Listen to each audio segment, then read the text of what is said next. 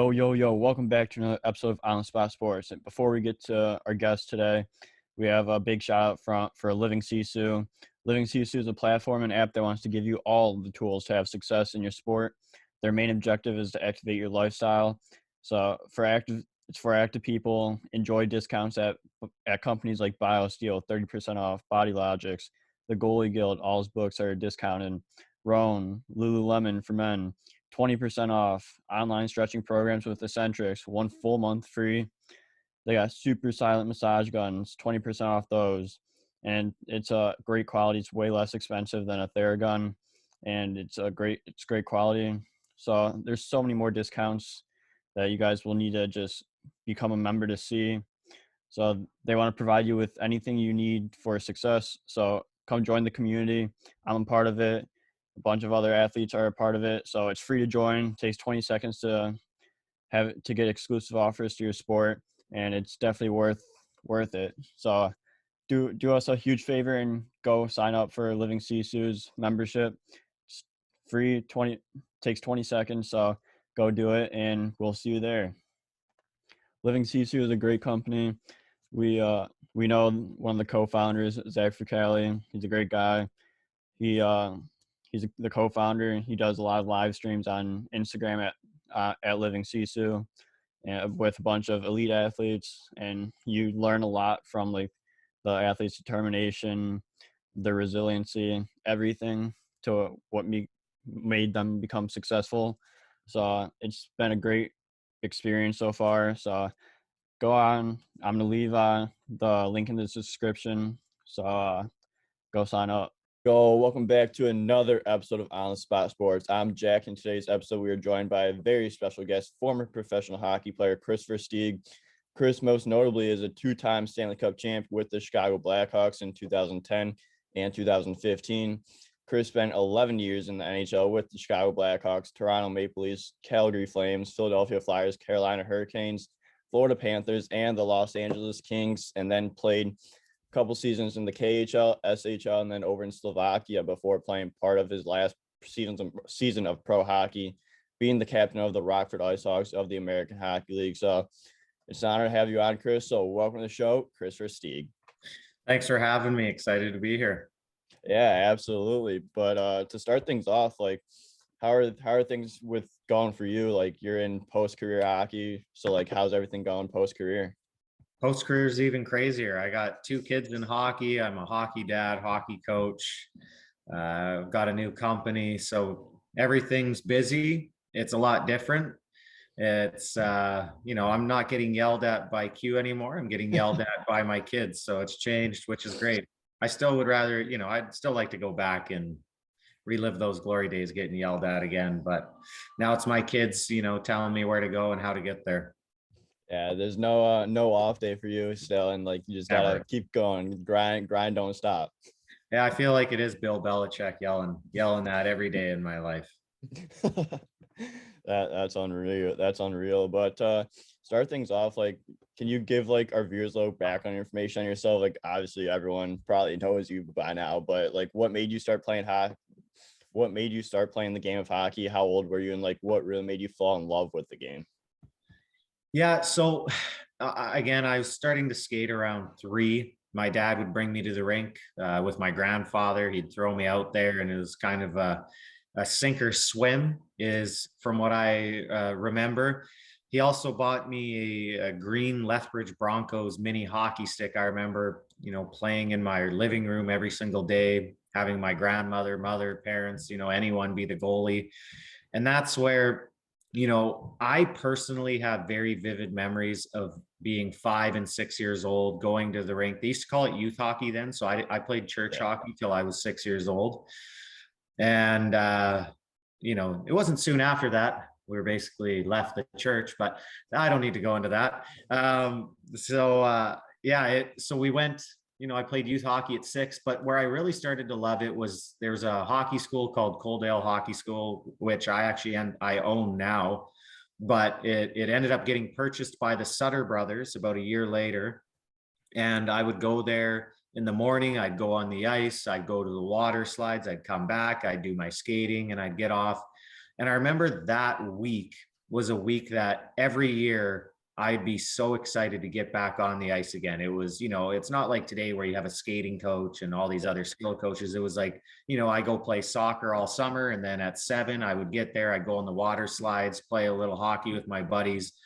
And that's where I first started to develop like a true, real love for the game. I was like, man, I can't wait to get hockey season going. I can't wait for this feeling and the excitement and the joy of trying out and being on a new team and having teammates. So that's my first real vivid memories of love for the game. And then kind of from there, just would grow. I would go outside every single day by myself. I would shoot tennis balls. I didn't have a dryer or anything to shoot pucks against too much. We had it in our basement a little later on, but every single day going outside and playing street hockey and road hockey and thinking of things creatively, what I can do out there on the street that I could take it into a hockey game. And yeah, it was just, that's where the love would grow. I'd bring it back on the ice and try to execute what I would learn down there. But just, I loved it ever since I could remember, really. Yeah, that's unreal. And like, especially like when you go play soccer and then like you take those off days and then you go into playing hockey and go by the water slides and all that, and then you're playing with your buddies. Like there's no better feeling than that. And just getting back into the game, and like you just create so many memories with all your friends back in the day. And just like you look back on those memories and you're like, wow, like I really cherish those memories. Yeah, it's kind of funny. So again, I didn't have skills coaches, skating coaches. I did those type of camps until I was 15 years old, 14 years old. So I remember going to the school at Sylvan Lake, same thing. You go in the morning, you skate, you go to the water slides at noon, you have lunch, you go back on the ice. And while I was at the camp, one of my friends who was 15 was teaching at the camp, or 14 turning 15. He's like, what are you coming to this hockey school still for? You should be teaching it. I'm like, man, I can go to the water slides. I can hang out with everyone. He's like, but it's not for elite hockey players. It's for, at this age, it was more for, the A, the double A, or the A players and the house league players that still wanted to get on the ice, but have fun. I was like, for me, I didn't want to be serious. I just wanted to go to the water slide. So I was still doing those schools until I was basically 15 years old while all the other guys were teaching at it. The kid's name is Kyle Pess. He's a friend of mine, and I ended up playing in junior with him, played 2 years in the WHL with him. But it's always funny. Me and him both look back on that time. He's like, remember when I was teaching you at hockey school when you were going to it? I was like, yeah, I was on the water slides while you were working. Yeah, I'd rather be on the water slides than working and just not being able to have as much fun as you are, like when you're a student there and playing the game and just having everyone teach you. Yeah, it was fun. That was a great hockey school as well. Yeah, those are great times. Like you said, the best memories are made. Yeah, exactly. But you grew up in Lethbridge, Alberta, over in Canada. So like, what was the competition like over in Alberta, especially like going in Lethbridge and throughout youth hockey and church hockey and all that? Well, I remember my dad said in church hockey, you could have a 5-year-old, 6-year-old like me, and you'll be playing against 11-year-olds. And he was like, obviously at 6 years old, you're better than all the 11-year-olds. So the competition at youth hockey isn't very good and very elite. But again, it wasn't players that played more than once a week or really cared to play. I think it was more just exercise and getting kids around each other. Now, once I got to minor hockey, that's where you could see the competition. There's actually, it's crazy how many kids my age turned pro from Lethbridge. Lethbridge has about 60,000 people. And from our Bantam team, we have 3 NHL hockey players and 7 pro hockey players. So we have a bit of an anomaly of a year. There was basically 50 years prior to us where people born, raised in Lethbridge played in the NHL. So it was a bit of an anomaly that 3 of us end up making it. But that's where I would start to get around these better players. And there was a good level of competition. And, in Southern Alberta, in the area, it was like a tough mindset. You kind of compare it to Boston. It was just the way the guys like to play. It wasn't like I was a bit strange because I was more of a skilled player, but if you wanted to play in Southern Alberta and in Calgary and in the area, especially in the mid 90s and the 90s, if you were to play hockey, you had to play hard hockey. You were going to get slashed. You were going to get hit from behind. You were going to get elbowed in the head, and you had to take a lot of abuse. So that's the way the hockey was played then, especially in Southern Alberta. and that's how we like to play. And I'm glad it's not like that anymore. But the level of competition overall was really good. We'd always go to Calgary, Edmonton, we'd play teams from Saskatchewan. And the way hockey is set up there is a little different than it is out east. It's you always play as an underage and an overage, where out east you always play against your own age bracket. Yeah. So obviously as an underage, it's always a lot more difficult, especially at hitting when we were hitting at 11, 12. And there was kids that were 12, 13 already hitting puberty. And I was like, 100 pounds, just trying not to die basically most nights as an underage playing PWAA. So the competition was always good, but again, you're always playing against the older kids one year, which made it a lot tougher. Yeah, that's awesome. Just like it's like you're the skill player and you're going against like these hard-nosed players. Like what do you do to help yourself not get killed every night? Honestly, I think back, and there's a lot of coaches I were coached by that always said, thank God you're not 6'2", or like your brother, because my brother's 6'2", because he's like, there'd be dead bodies everywhere. Like he would always joke, because guys would attack me. They would come after me. They'd cross-check me in the head, cross-check me in the neck.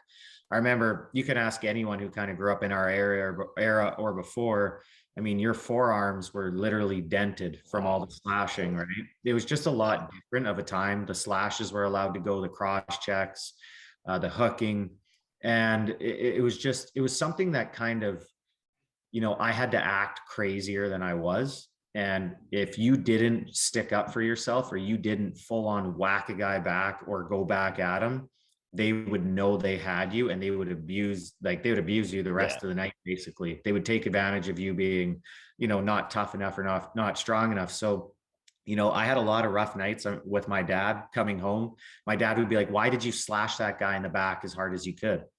And I'm like, well, he whacked me like 5 times. And if I keep letting him whack me and I don't stick up for myself, he's going to keep whacking me. Right.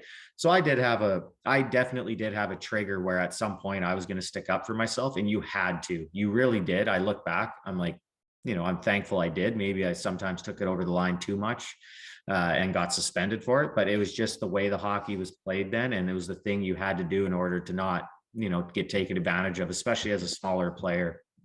Yeah, I feel like especially as like a smaller player, like you have to stick up for yourself a lot more, because everyone's in the game keeps getting bigger and bigger too, and like you just gotta do whatever you can to help to prove that you can play there, as well as playing like that gritty and hard-nosed game.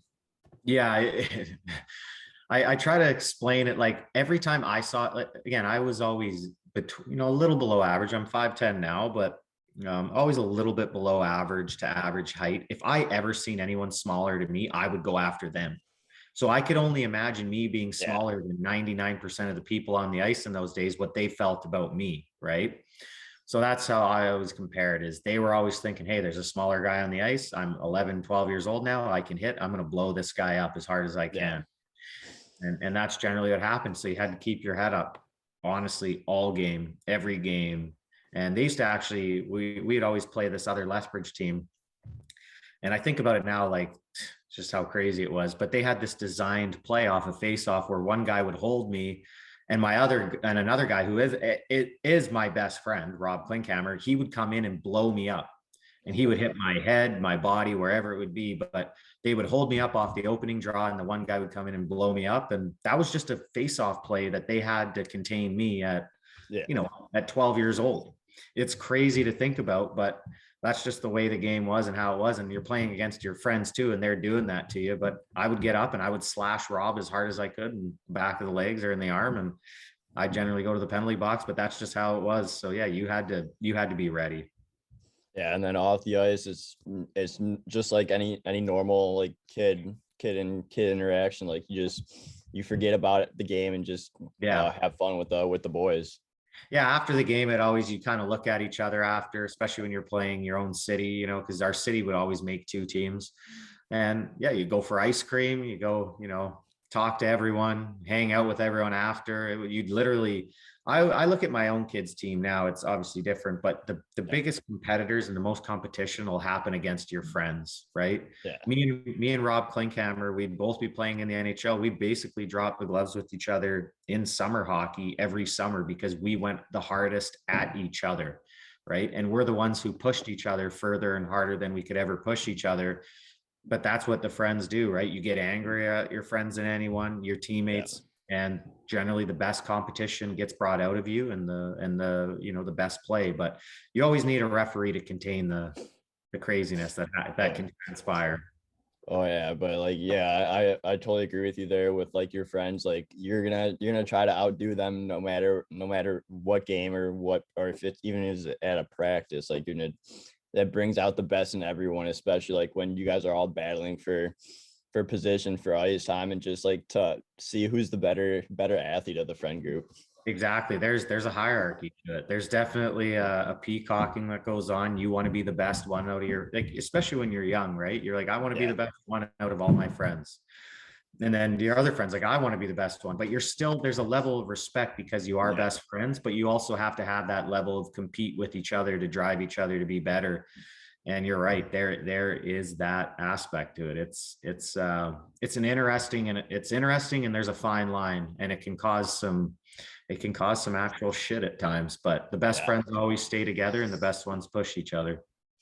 Yeah, absolutely. So then you play throughout minor hockey and you go on to find a path to the WHL with the Lethbridge Hurricanes. So like what was that path and like that process to find Lethbridge in the dub?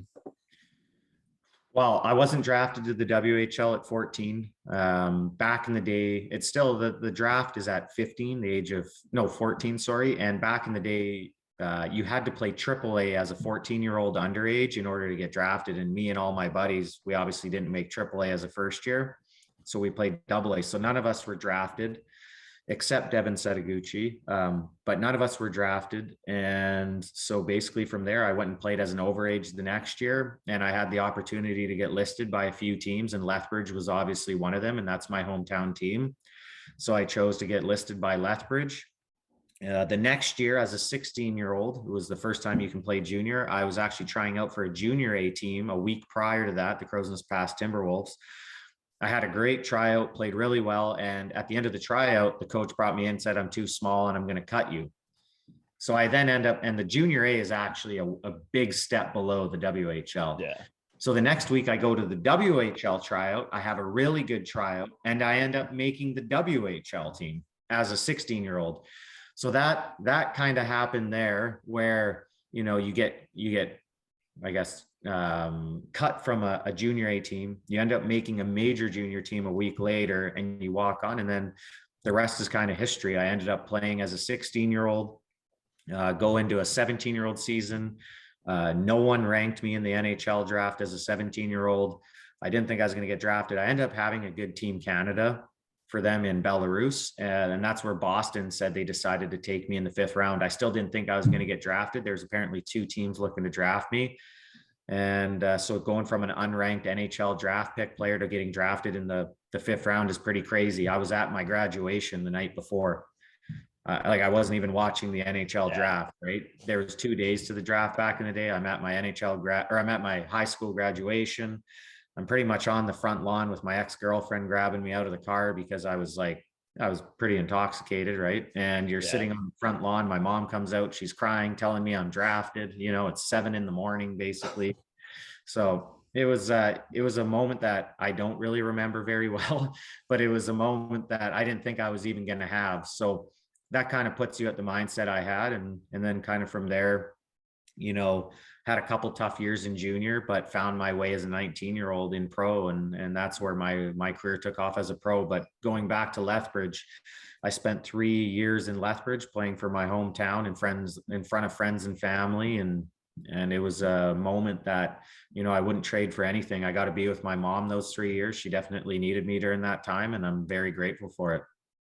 Yeah, so like you go into that junior A camp, like you said, and you get cut, and then like because of your height, and you're like, shit, I gotta go to the dub camp next week. Like, what's your mindset throughout like that next week preparing for the dub camp, especially like after you just got cut from junior A?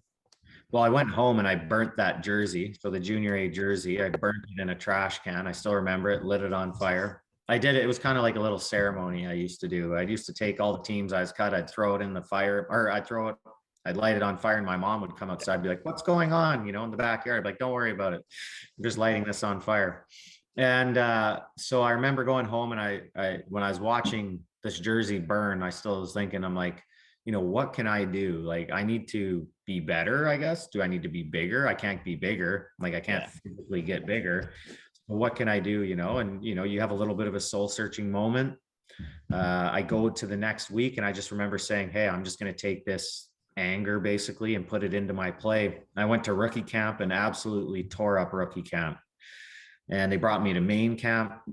And I still remember in the back of my mind, I'm like, I'm not going to make the Hurricanes. I just want to show them what I can do, because obviously I've just been cut. And as the main camp kept going on, I kept scoring and scoring and scoring and doing well.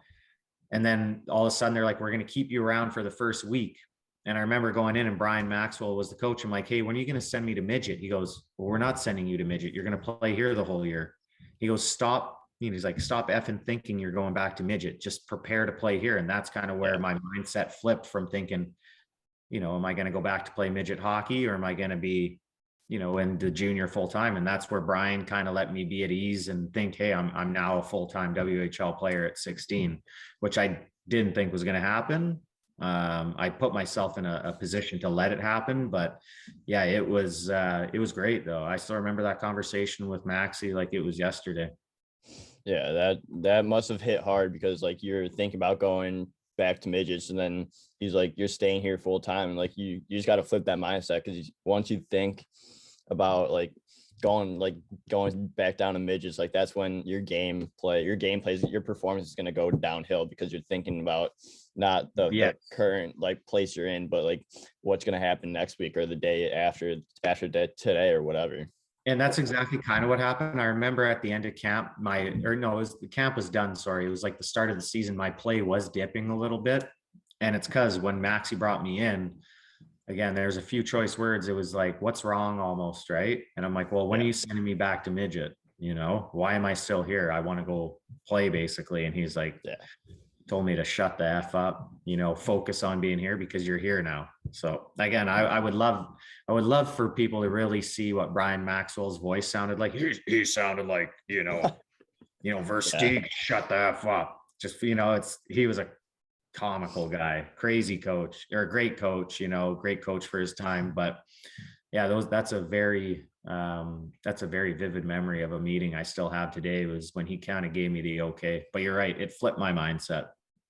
Yeah, for sure. So then you go into your first year of juniors, where you play in like 58 games, 57 games. So like, what was that first year of juniors like, and taking that big step from AAA the year before to the dub? It was crazy. Playing in the NHL when I was growing up didn't seem fathomable. I can't even say the word right now. It was something that I would think about, but junior was like everything. I would go to every Lethbridge Hurricane game when I could. I had a couple Lethbridge Hurricanes. Todd McIsaac, number 10. It's why I wear number 10.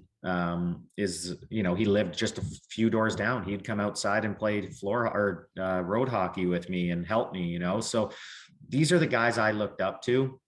And that first year was like, wow, I made it. It was almost a feeling like I made it. I can play in junior, and I'm playing in front of 5,000 people, and people are watching me play. It was a real cool memory, but it was also like, holy hell, like Derek Bugard is on the other team, and Scheffelmeyer and Brandreth and all these crazy guys in Medicine Hat. And we had crazy guys too, DJ King and Derek Parker and Paul McBrien. And these are guys that I would be on the ice with, because I played on the fourth line. So every time I was on the ice, I would center our fourth line with, Derek Parker and DJ King. And we would go against, Derek Bugard and all these guys. And I remember most nights being like, I pray to God I leave this game like just in one piece. It was a lot of learning to survive that year.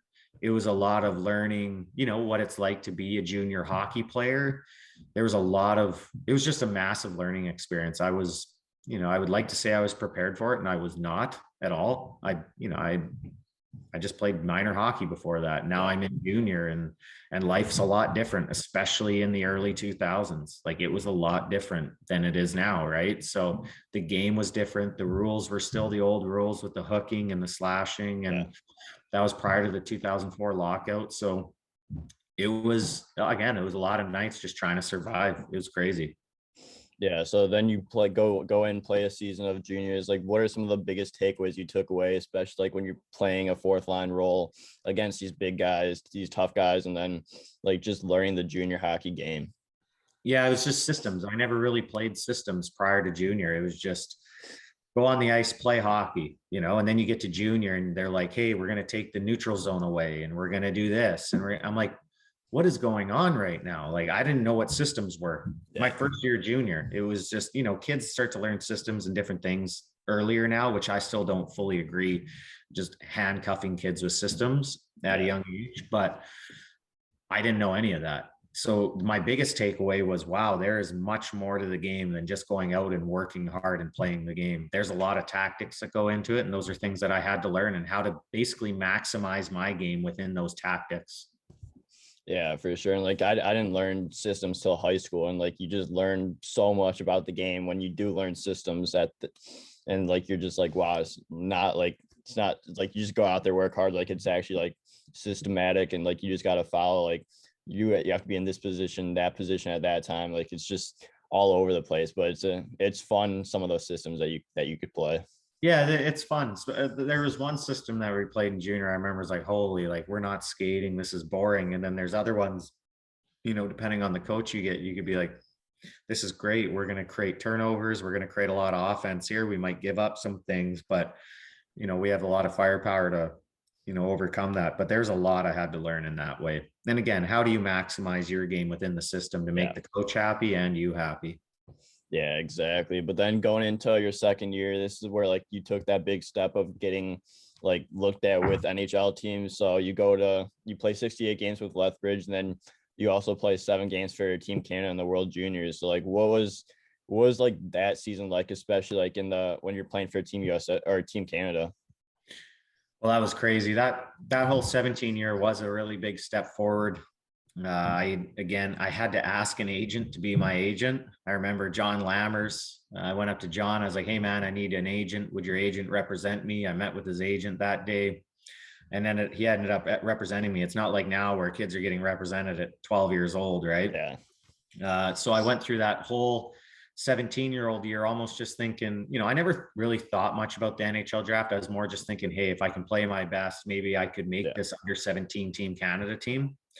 And that's what happened at the end of the year. I remember I was in Tabor. I was at something with Devin Setaguchi. I forgot. I was at his sister's house or his friend's house or whatever. And we were sitting there, and Dean Chenault my agent called me, Ross at the time, and he told me that Dean Chenault just called him that I was going to play for Team Canada. Because again, we didn't make the playoffs that year with the Lethbridge Hurricanes. So I remember getting home that night, getting ready. About 2 or 3 days later, hopped on a plane, went to Montreal, and started camp there with Team Canada. Flew over to Belarus. My roommate was O'Neill. Forgot his first name. Well, Wes O'Neill. He was supposed to be a top 5 pick. I don't think he ended up being a top 5 pick, but he was a pretty good player, D-man. And I just kind of remember the whole experience in Belarus. It was a pretty cool experience. I played really well, though. I generally played on the fourth line and played some PP, but I had a really good tournament. And apparently that's where the Boston scout, he watched me here and there throughout the year, but that's where he recognized me and he thought I should have played more in that tournament. I remember him kind of talking about. But yeah, I ended up having a really good tournament. And that's apparently where they decided at that time that Boston, if I was still available in the 5th or 6th round, they were going to take me. Again, this is all hearsay of things I've heard through the scout and people.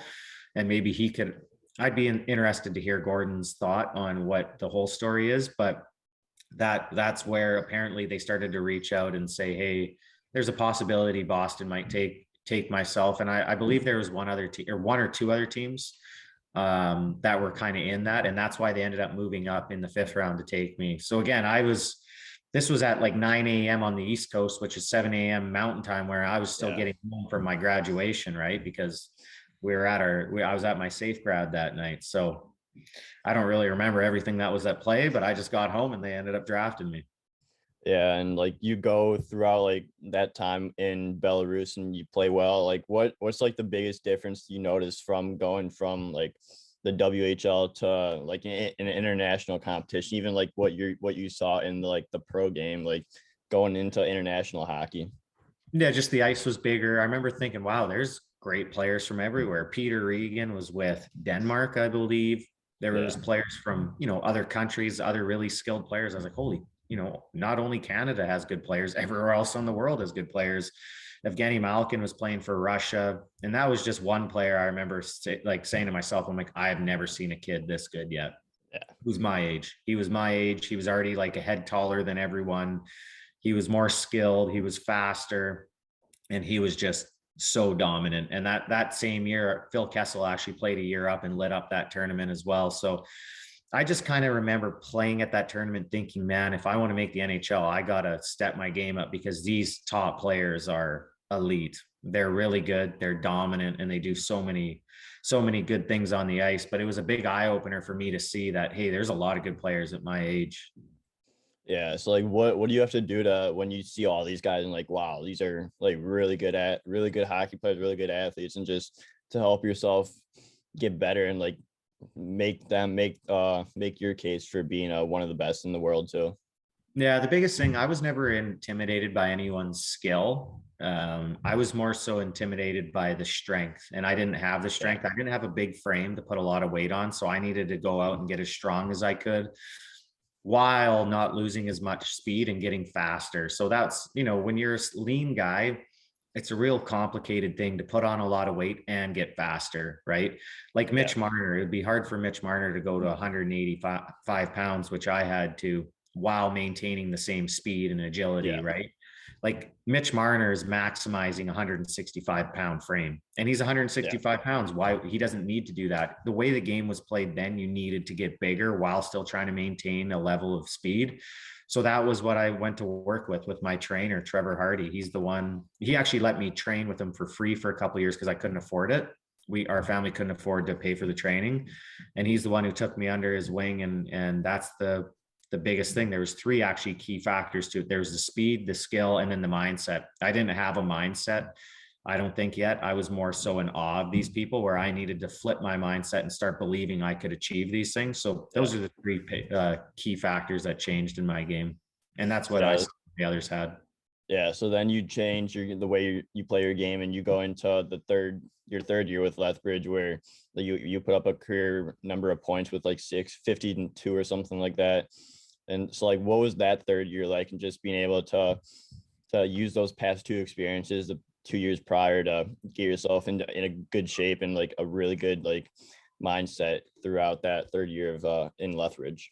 Yeah, my third year in Lethbridge was up and down. It started off really good, and then there was a little bit of an issue, obviously with my own personal playing time, I thought, and and even myself as a young player, not knowing how to fully focus on hockey. There's a lot of things that went into it, and there's a lot of blame you can always lay around. I didn't think I had a great year, and even my 19-year-old year, I just don't. I had an issue obviously with the coach. I had an issue with probably even my own self with how I could focus.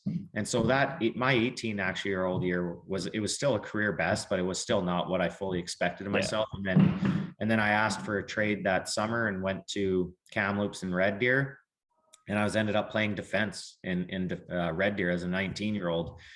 And that's pretty much where I thought my career was over, until at the end of my 19-year-old season, Scott Gordon came to me and asked me, to come play the rest of the season with the Providence Bruins. I don't think if, Sutter put me on defense, I don't think I'd fully come back and play the way I can in Providence. I think he made me fully see the game the way it should be seen. And, he had a lot of tough love with me. So that experience in Red Deer was one of the hardest 5 months of my career, in the sense of, I thought my career was over. I'm playing defense. I'm not doing well. No one's going to sign me. But I think it prepared me to be ready to go play pro. And then, that as a 19-year-old, I went in as a 19-year-old, played really well. And then they gave me a contract at the end of my 19-year-old year in pro. Yeah, for sure. So then you go in, you play in Red Deer for a little bit. And then at the end of the year, you go to Providence. Like you said, you play 13 games, 2 goals, 4 assists for 6 points. What was it like in that first pro goal out of the way? That was against Hartford. I can't remember if it was I think it was in the first game, actually. I got it on a 4-on-4. I got a breakaway and I made a little deke and I flipped it on in the glove side. I just remember getting to pro And it was more so the first practice. We went on in the morning for a practice. 20 minutes in, we were done. And I remember asking one of the players, I was like, hey, well, what's going on right now? Why are we done? He goes, oh, practice is only 20, 25 minutes today. Morning skates between 12 and 17 minutes. And he's like, just now you can prepare yourself, go do some skill stuff, whatever you mean. I'm like, wait, practice is over? And he's like, it's over. And I'm like, I love pro, because junior practices were like 2 hours long. Yeah. It was battles. It was a grind. And I remember some days in junior thinking, wow, this is wildly long, like crazy. And I'm like, if pro is 3 hours long, how's pro going to be, But that's when I was like, I love pro. I'm going to go as hard as I can for those 20, 30 minutes. And then I'm going to work on my stuff and I'm going to get out of there, And that for me was a real exciting moment, because I was like, wow, I think it's actually easier in a sense, pro than junior. And it was to me, pro was a lot easier than junior. Yeah. So like, what was that adjustment going in from the WHL to the AHL? And like, especially like, since we just talked about practices and all that, but like when it comes to like game action, like guys being faster, stronger, like what were some of the adjustments you had to make to be successful at that level? Yeah, I was just stay ready. That obviously the brain speed of the pros is much faster. They physically they're bigger, they're stronger, they're faster, but they all think better. They think the game much better. And I think that actually suited me better, because my game is a lot of thinking and moving around and being in space and position. And I think the pro game fitted me a lot better than junior. Junior is a bit of a cluster, guys skating around everywhere, everyone trying to do things one-on-one. My game was a lot of passing, give and goes. And again, a lot of the things I learned, which I wasn't doing in junior, I brought it to pro, helped my game. So the adjustment for me, I thought was easy, because I'm like, wow, every time I put the puck here, I don't even have to know a guy's there. He's just going to be there because he knows I'm going to put the puck there. Where in junior, a guy could be in front of me, behind me, you don't know. Yeah. So personally, some guys have trouble with that, because I think their brain doesn't fully comprehend the entirety of a game, because in junior they're physically dominant, but when they get to the pros, they can't be dominant anymore because everyone's big, strong, and fast. So for me, I thought the transition was relatively easy, to be brutally honest. I thought it was more on the physical level, like, I'm 19, I'm only 165 pounds. I need to get to 185 next year if I'm going to dominate. And that's what I was more focused on, was the physicalness. Like, I need to get up 20 pounds and I need to be ready to bang bodies, because, a lot of my game is in and around the net, low plays, give and goes. I need to be physically ready to take on contact. And that year was the biggest thing for me. So I thought a transition to pro was easy. I mean, I went from having 49 points as a 19-year-old in junior to having 72 as a 20-year-old in pro. Yeah, that's a big jump, and just like from like the points perspective, and then you go in the following season with the Norfolk Admirals. So like, what was it like getting into Norfolk and just being able to play Norfolk and like get those 72 points, like you said? Yeah, so actually I was with Providence, and then I got traded at the trade deadline for Brandon Bochenski, finished the year with Norfolk. So I was on a new team, had a good finish to the season. And then we went to Rockford. That's where the team actually moved. Chicago's team moved from Norfolk to Rockford.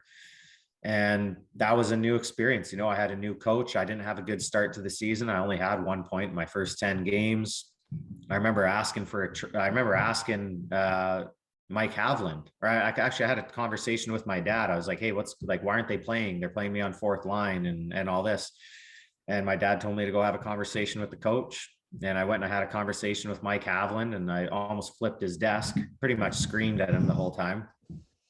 And then he gave me an opportunity, and over the next 7 games, so this is now in Rockford, I had 15 points in 7 games, really went on a tear. And then I ended up getting called up to play my first ever National Hockey League game in Calgary. So the getting traded to Chicago again, going to Norfolk, playing the last 20 games, it was okay. I had a good finish again. I didn't play a lot of minutes because they had a deep team in Chicago's farm system. So they didn't play me first line like Providence was playing me. They were playing me more third line. But then again, I was like, I still told Mike Havlin, I'm better than a lot of guys on your second and first line. You need to play me like it. That's the following year in Rockford. And when he gave me the opportunity, I made good of it. I ended up finishing with, I think 49 points in 55 games or whatever that season. And so I had a point a game on the way out, and but I asked for ice time and I showed up when I demanded it. So it wasn't a smooth transition into Chicago, going right to the NHL. I had to battle again for ice time, battle for position in a new lineup, and show a new coach that he could trust me. Yeah, so you go through like that Chicago change with the affiliation to Norfolk to Rockford. It's like that must be a pretty big transition, like you said, especially going from like being like a guy in Norfolk where you're producing, you're a good player there, and then you go into Rockford and like you have to work your way back up. You're being on the fourth line and like you're working your way up. So like what was that adjustment like, and just being able to just continue to develop and take that grind, especially in a Rockford? Yeah, it's hard, right? Again, like I said, you go into Providence, you're lighting it up in Norfolk, and then you get to Rockford, and everyone always thinks the grass is greener on the other side. But when you have something good with a coach and a team, like leave. Don't. I mean, you don't need to leave. Even you see all these guys in the NHL, they always leave if the grass is green, and they go somewhere else, and all of a sudden they're on the second or third line, right? And the coach already trusts other players more than them. So that was the first real time where I understood that there's a business to it, and there's a transition period with the coach. You got to make the coach trust you. You got to, again, how do you maximize yourself within this new system? And in the first 10 games, obviously with Rockford, I didn't do it very well.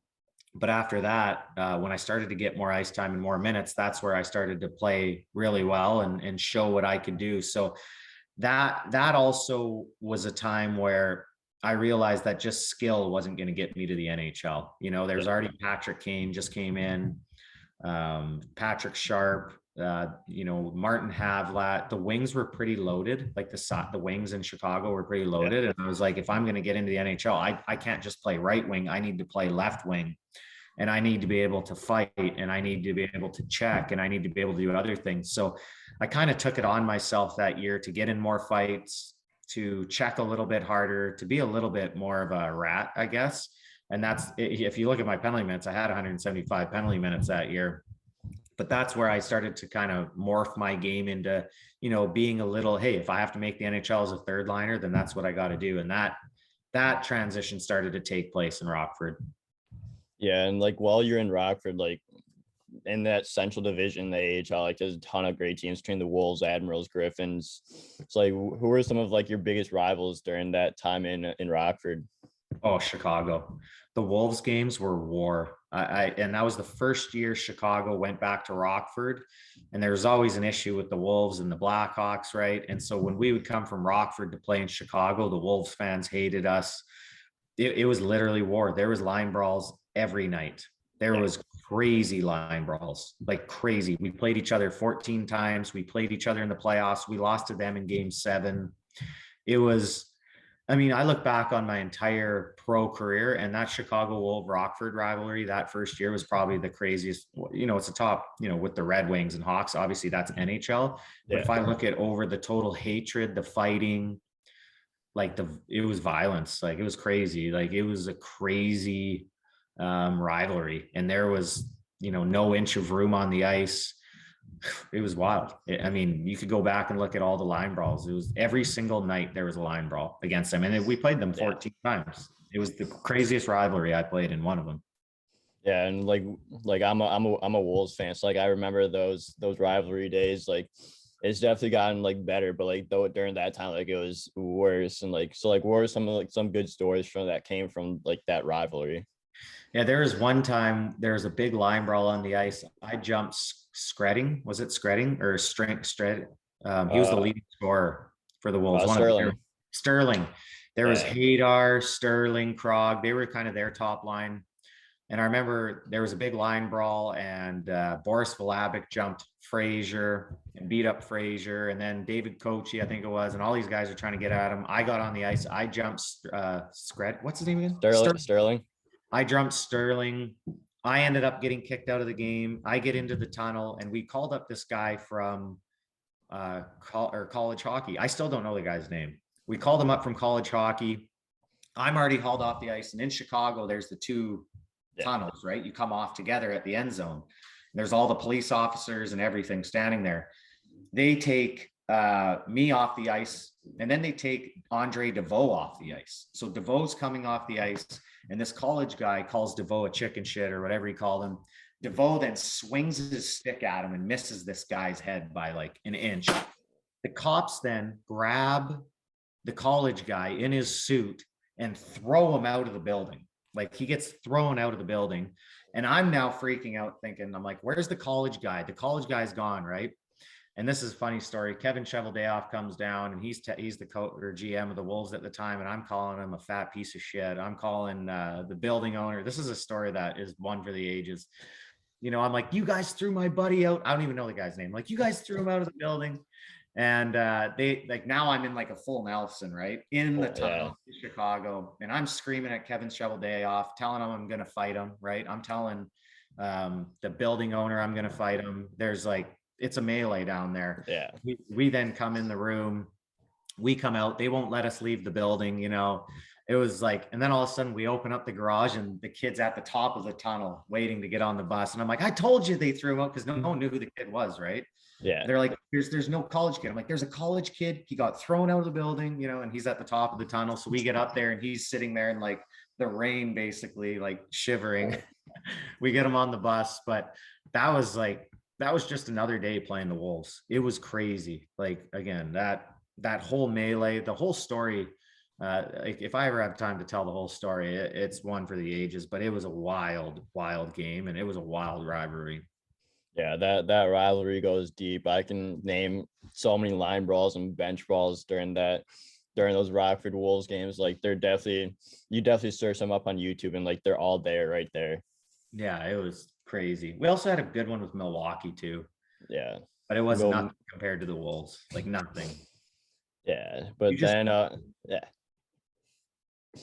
Yeah, and then you go from being in Rockford to getting your first NHL game with the Chicago Blackhawks. Like, what was like that first NHL game like, and just being able to like be the first one out for warm-ups and do your rookie lap and all that?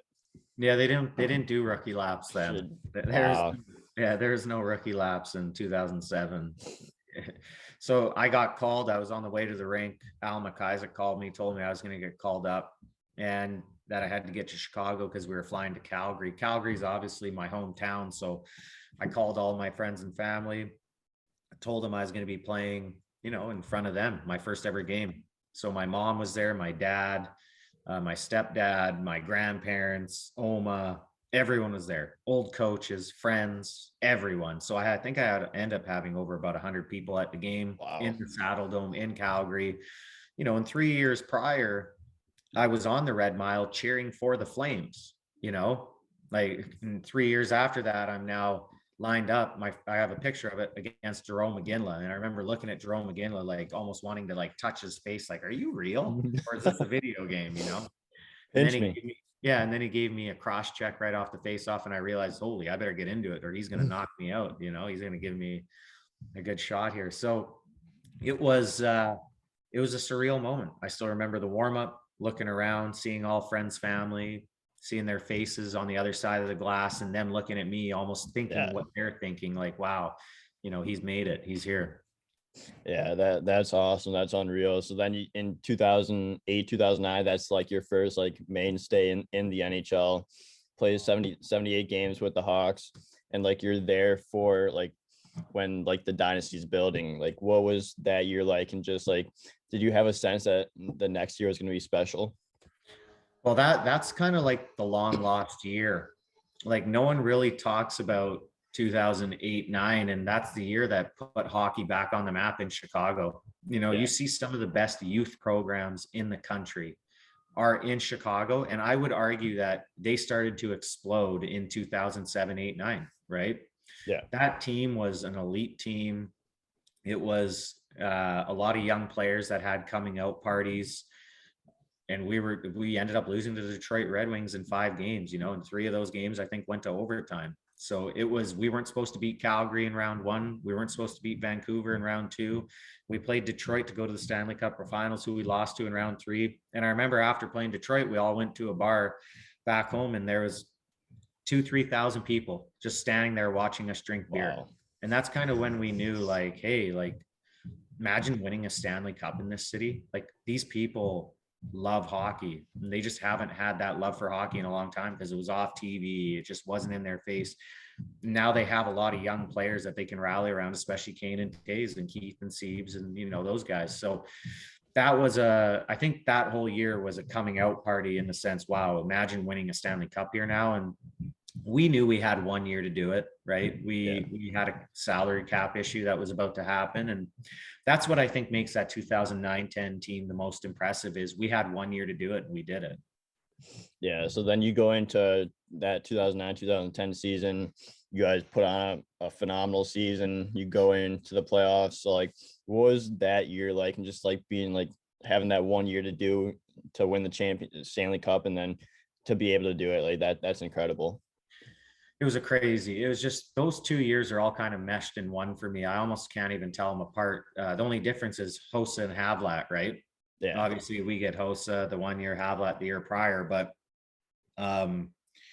yeah, it was a year that we talked about at the start of the year. I remember even the year prior to that, Dale Talon having a talk saying, hey, imagine Michigan Ave being full of people, you know? Yeah. So that was like where the first seed was implanted into our mind. But that next year, we just started off on the right foot. We were winning, you know, we were always hanging out together. We we're going for lunch together. We're going for dinner together.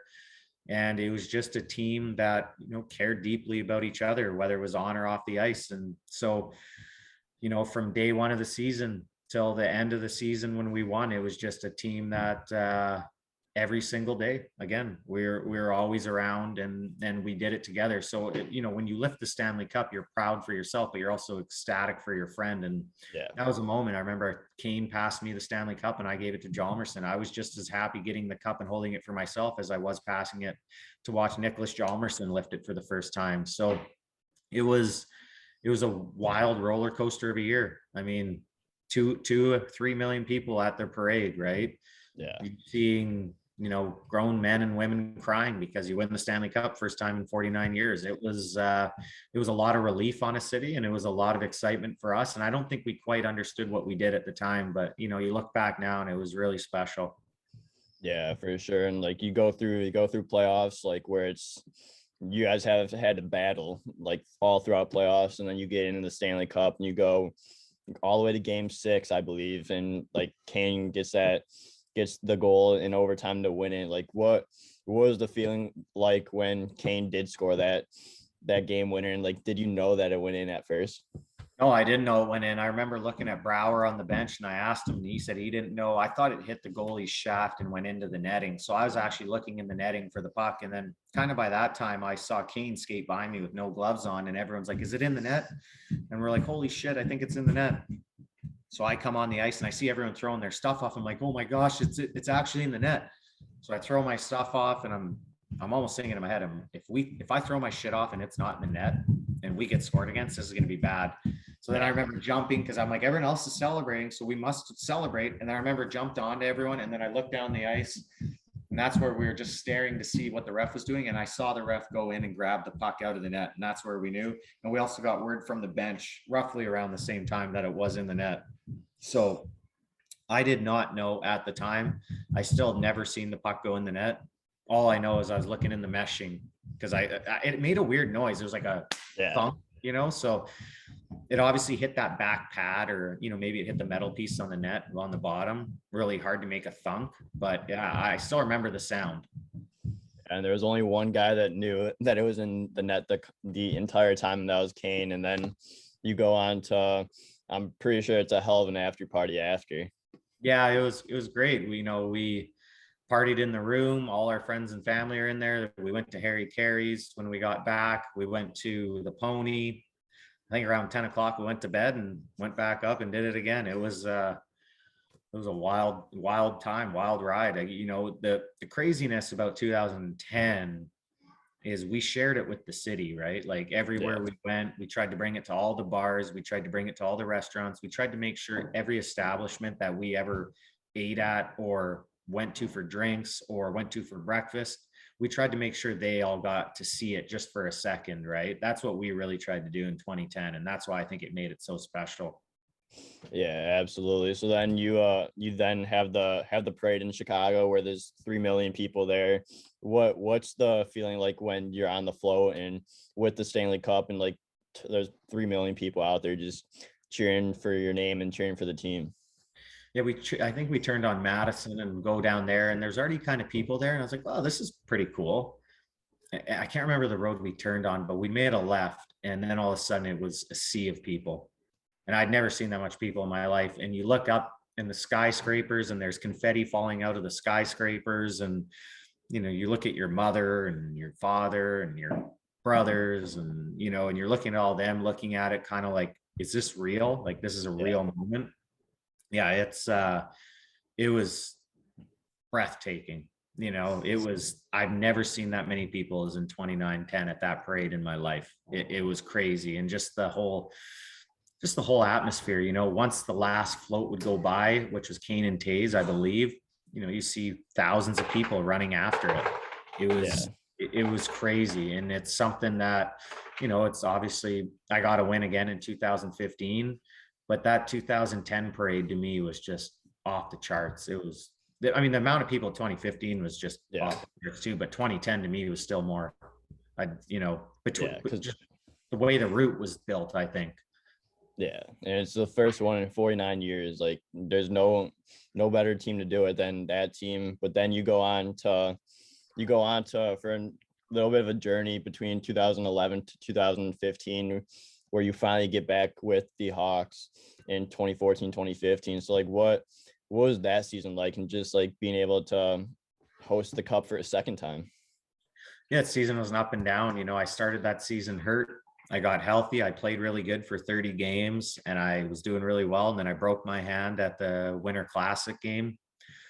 And after I broke my hand, I was off for about 2 months, came back, didn't play very well, and then got back in around the playoffs. And I wasn't playing my best hockey. And then I got to play in actually the Stanley Cup finals and kind of flipped my game again and played really good hockey in the Cup finals. So that year was an up and down, like from, being hurt to playing really well to getting hurt again to playing not great to playing well to winning. It was like, talk about highs and lows of a year. Yeah. And it wasn't fun at times. It was fun at times, and I'm thankful that it ended the way it did. But yeah, that was definitely a year I look back and, you had to be as resilient as you could just because the injuries and the issues, especially knowing what you could do when you were healthy, right? Yeah, But, exactly. to end up winning and doing it with the guys again was just mind blowing. But that performance Duncan Keith put on in that playoffs is, not talked about enough. That was the most dominant I've ever seen a D-man. Yeah, for sure. And like he was one of like he was the top defenseman in the whole entire playoffs that season, that year. And like you see him, he scored the game winner in, what was it, game 5? Game 6. Or game 6 against Tampa. And then Kane puts that empty netter in. And so like what was it about like that last game 6 in the Stanley Cup finals that brought you guys on top? Crawford with the shutout as well. Crawford was playing great. There was a couple bounces here and there that went our way. And I thought we just played solid. That, it was interlocked until there was nothing much going on, though. I think Stamkos missed a breakaway, but there wasn't much going on until Dunk scored that goal. And then you could start to feel we were starting to come. And then, from like 3 minutes left in the game, we're only up by 2 goals, but you could start to sense it, we kind of had it on lock. They weren't getting a lot of chances, a lot of good quality chances, I don't think. But yeah, it was a different feeling to the end of that game as it was in 2010. Like 2010 was like, oh my gosh. In 2015, it was the last minute, 2 minutes, you could enjoy it. You're like, we're gonna win. Like, there's just a different feeling. Yeah, absolutely. Does the raising the Stanley Cup for the second time like still feel the same as it did the first time? It's different to me anyways. I thought it was an amazing feeling. Again, it's a sense of relief. You're just so happy for yourself, your family, your city, their organization, everyone you're representing. That's still there. The first time was more, it was like a movie. It was almost like, holy crap, this is not real. This is like, I'm actually holding the Stanley Cup. The second time holding the Stanley Cup was like, oh yeah, this is great. It was just a different feeling. but it was also an amazing, incredible feeling in itself. I think the second one for me was more defined as relief than Yeah. anything. Like, this has been a hard year, and to win this thing again with these guys is amazing. Where the first time was like, oh my gosh, I don't know what's going on, but this is wild, like it was Yeah. just different for me, but I'm sure everyone can answer that different. Yeah, absolutely. But like it's always fun raising that trophy at the end of the season when you go through those ups and downs throughout the season, then you come up on top. Yeah, exactly. That was a great year. That 2015 team was real special. A lot of great players. Yeah, absolutely. So then you go on the following year to the Carolina Hurricanes, the Los Angeles Kings. Then you play 2 years near your hometown in with the Calgary Flames. Like, what were those years like before going overseas to Russia? They were good. Carolina was pretty good, and then LA we lost in round one to San Jose. But for me to finish my career in Calgary in front of friends and family was amazing. I thought that last year in Calgary was only going to be a one-time thing, but I ended up Yeah, having a really good season where I got re-upped where I didn't think I was gonna. I also knew my hip was kind of on its last legs, to be honest. Like I had to get dry needled in my hip 2 to 3 times a week just to make sure my muscles were loose enough in order for my yeah, leg to move.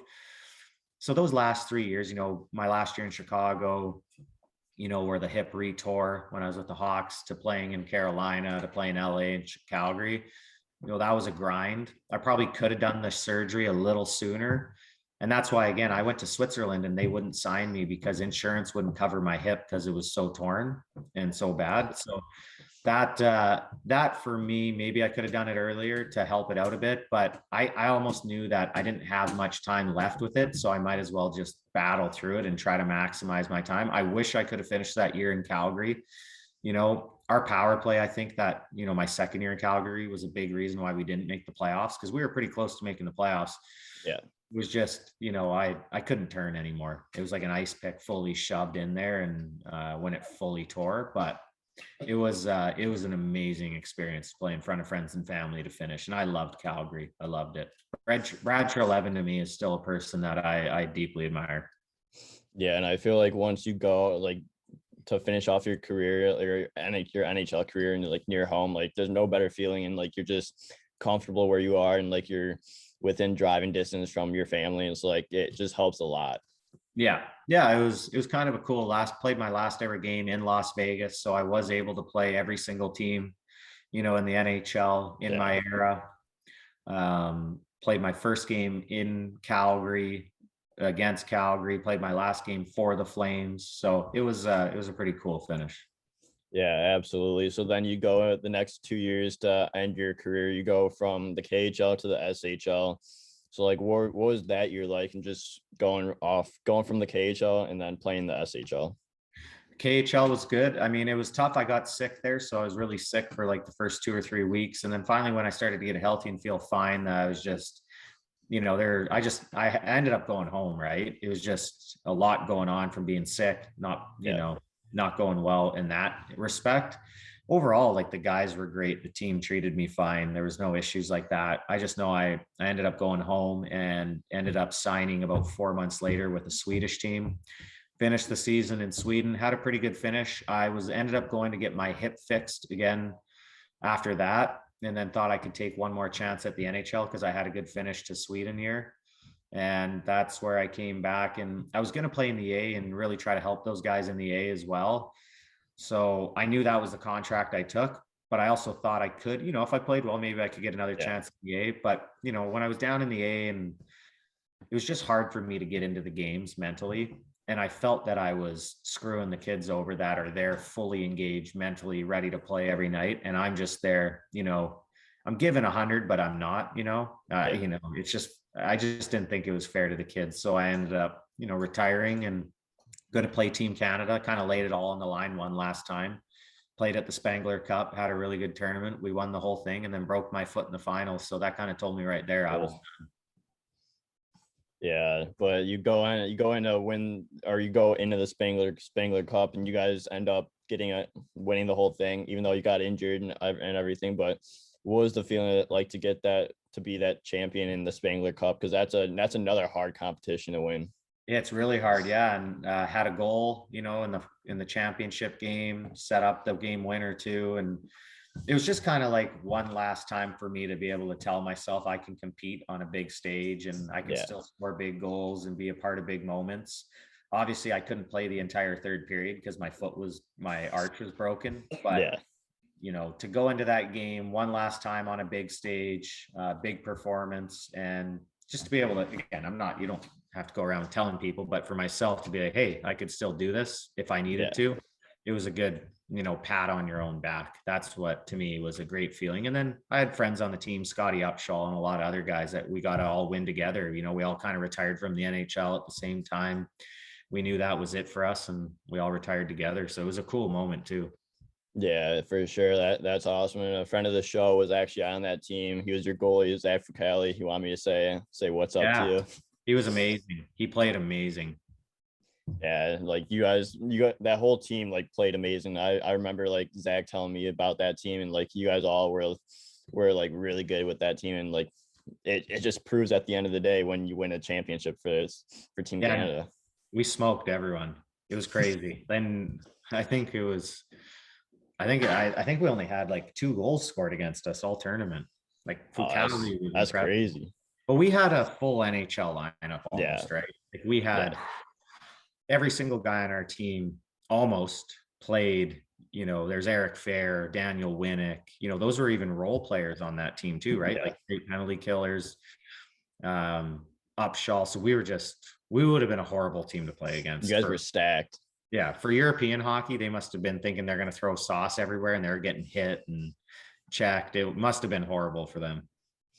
Yeah, absolutely. But that's what makes it fun when you go out there, win, like just play your heart out. Like that's all that matters. Yeah, the guys did awesome. They're a great group of guys. Yeah, absolutely. But I have a few more questions for you before we wrap things up here. So do you have any tips for hockey players looking to get to that next level?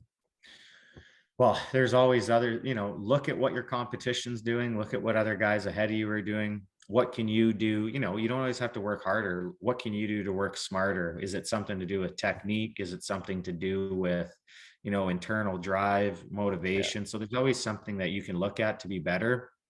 I actually built Klevr for this reason. Soon you're going to be able to look out for third-party coaches. If you need a shooting coach, if you need a skill coach, and you need a little bit of extra help virtually, that's what Klevr is for. So hopefully that can be something that can help make players better, which I believe it will, and it already has been working. So there's numerous ways to do it. There's numerous things to look at to do it. But what's someone else doing that you see is working for them that you can implement into what you can do? Yeah, that's a great tip. And like, so like going into Klevr, like is the origins behind Klevr and like just building the app and like building like that third party coaches, like you said? Yeah, there's 2 reasons. There's a bunch of parents asking me to look at their kids' clips, whether it be them shooting a puck or in game, and they wanted me to teach over it and send it back. There's just no tech that efficiently allowed me to get a clip, upload it, draw on it, voice it over, and share it. That process was like 50 minutes before. And that's where I'm like, I just want to create something that can do that in a second. So I can basically do 36 shot annotations in under an hour. So 36 kids could send me a shot and I could do 36 kids in an hour, where it would take me 36 days before, right? Yeah. So that's what we did, is we've streamlined the entire experience. And why I did it, another reason is everything's too expensive now. Hockey's too expensive. Soccer's too expensive, sports too expensive. So what way can we give kids now coaching tools or tools that allow the 1% to get better virtually? What can we give them now to allow everyone to do it virtually, right? Yeah. And there's a team we have in San Diego that we partnered with. They only get 1 hour ice a week, so they have to use this type of coaching tool in order to help their kids get better off the ice. So that's what we're doing now, is how can we give everyone the ability to have coaching tools that only the 1% has, and empower, good coaches to do great things. Yeah, that's awesome. So where do you see this going in the future, and just like growing the platform even more? Yeah, we're going to be the #1 sport marketplace on the planet. Soon you can come on to Klevr. You can look up Kris Versteeg. You could send me your kid's shot. I could annotate it.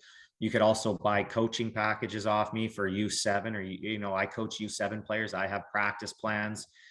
For a more comprehensive breakdown of those practice plans, you could reach out. You could have a personalized experience. It's not just, hey, let's go find this drill and put it. Yeah. Let's learn how to create practices. Let's teach other coaches to be better coaches. That's what we plan to be. We plan to be the #1 marketplace in the world to search for this type of stuff. Yeah, that's awesome. And just that's awesome what you're doing, just helping everyone else, because like hockey is super expensive, like we all know, and like it's just gonna get more expensive, honestly. It's bad. So bad. Yeah, so go get the Klevr app and go on the platform and learn from yourselves from the Kris Versteeg. Yep. Soon. Yeah, absolutely. But my final question for you is, were you a prankster? Always, yeah. What has been your favorite prank that you pulled? There's tons. We always like the leaners, right? You go put a leaner on someone's door full of water and knock on it. I also do tons of I've done a ton of prank phone calls. I actually prank phone call my mom one time at school. She was teaching in school, and I called her as a sales rep of a company, and she's like, "Are you calling me in school right now?" And I'm like, "Yeah, well, do you not want to buy this dishwasher?" And she called me after school freaking out about some guy calling her in school trying to sell her a dishwasher. So like those are things that I always did. Yeah.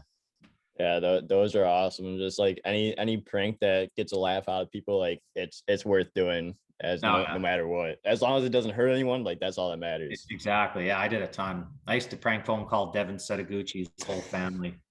Yeah, his uncle would be swearing at me on the phone. Tons of stuff. Yeah. That's unreal. But who doesn't love a good prankster? Yeah, seriously. Seriously. Yeah, but Kris, thank you so much for coming on the show. I really appreciate your time, and I look forward to following your work the rest of the way. Awesome. Thank you very much. Take care. Yeah, you too.